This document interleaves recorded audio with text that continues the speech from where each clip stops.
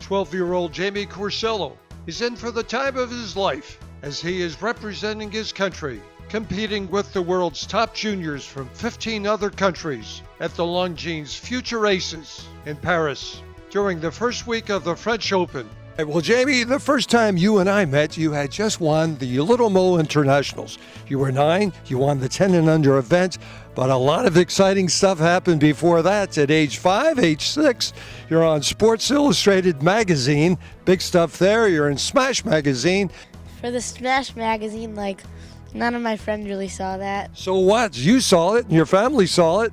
Yeah, we were excited, because I got to play on Arthur Ashe Stadium, but none of my friends saw that. But I really didn't even know I was in Illustrated Kids until my friend came to school with it. And then he brought copies for me.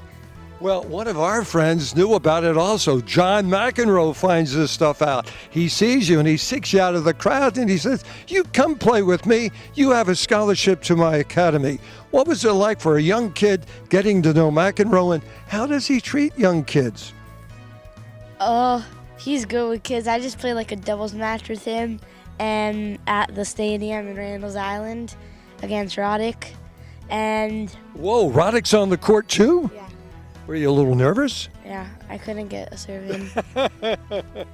But you did all right. You got balls back. It was nerve-wracking. And the good things keep happening. All of a sudden, you win this major event. Longines, you're down here in Delray Beach. You're representing your country. You're the number one guy, the U.S. guy going to France. You've got to be excited about that. What's that like?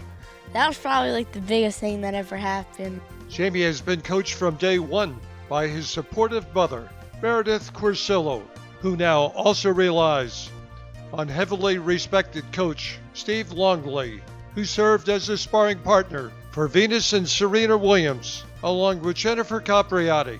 Well, Steve, sometimes there can be a lot of pressure out there. There can be a lot on the line. Yes, this tournament that Jamie just played was a lot on the line. For a 12-year-old to have to go to France if he wins, it was a big pressure situation, and it's something that was a huge positive for him. That take pressure way down the line, because he'll never have a match that big in the juniors. You represent your country. The best player in the United States is going to Paris, and what are you going to do in Paris? Hopefully I could do good in Paris. It's going to be really hard tournament, playing kids the best kid from 15 other countries. Hopefully I can win a round or two there. Wow, that sounds exciting. And it's a cool surface. Red clay? They're building a court for you over there? In front of the Eiffel Tower. Wow. Now you can tell your buddies about that. They'll certainly be impressed with it. Meredith, what does it mean to be more than just a supporting parent to Jamie's tennis success? I've been his coach since we started. He is now 12, so I've been pretty much working with him since he was about 3.5. I was never a tennis player. I was a gymnast in college, and so when he was born, I decided to take up tennis. Got bitten by the bug, and then decided that I was going to work with him, and then I learned from there. So it's a whole bunch of support plus work. Lots of it, and a lot of learning, big learning curve. You're used to being seeded number one. You're used to being seeded number two. Do you like that? Is it pressure or is it motivation for you? Lots of kids have pressure being seeded. I like being seeded. And why? Because kids, they get scared to play the seeds. But when you're seeded and they get scared, then you got to live up to it. How do you get yourself to live up to being seeded number two? Easy? I just really don't care about that. It just doesn't matter. They just get scared. Other kids just get scared, but it really doesn't matter to me.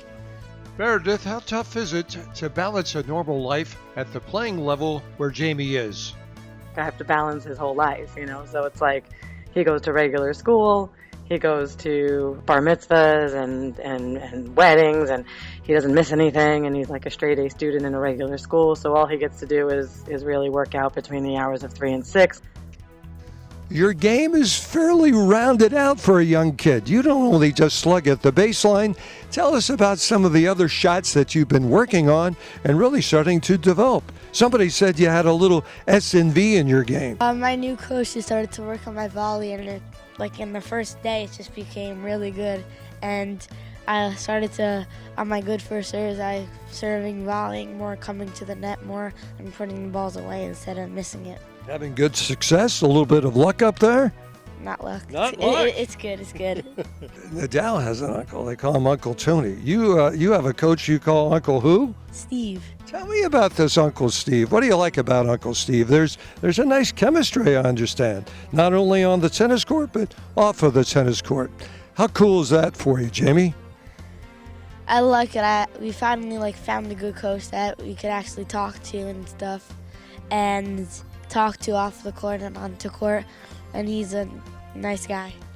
Well, talking to somebody means that you have to be able to talk, but you have to be able to listen. Are you a better talker or a better listener? Definitely better listening. So what does Steve tell you that you like hearing?